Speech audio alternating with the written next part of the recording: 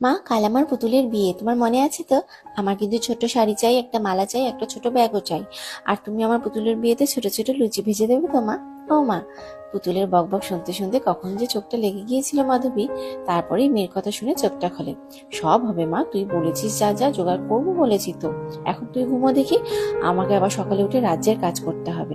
তারপর কখন যে ঘুমিয়ে পড়েছে বুঝতেই পারিনি। সকালে উঠেই তাড়াহুড়ো করে সংসারের কাজ সামলে মেয়ের পুতুলের বিয়ে জোগাড় করতে বসে মাধবী। বারবারই এসে বলে যাচ্ছে, ও মা, লুচি হবে তো? ছোট্ট প্যান্ডেল শাড়ি দিয়ে কখন করে দেবে মা? ওরা তো এখনো গায়ে হলুদ আনলো না।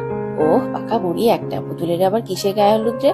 কেন মা, ওর বড়দির বেলা তো তুমি গায়ে হলুদ দিয়েছিলে, এবারেও হবে ওরা বলেছে, একটু বাদেই তত্ত্ব আসবে। ও বাড়ির মিতুলের মা এসেছিল মেয়ের সাথে তত্ত্ব দিতে। সেও একই কথা বলল, কি সুন্দর হলুদ শাড়ি গয়না পরেছিস রে বউটাকে। ওরে পুতুল, তোর মেয়ে কিন্তু আমার বাড়িতেই থাকবে, আর আসতে দেব না। পুতুলের মুখ ভারী হয়ে যায়। না না,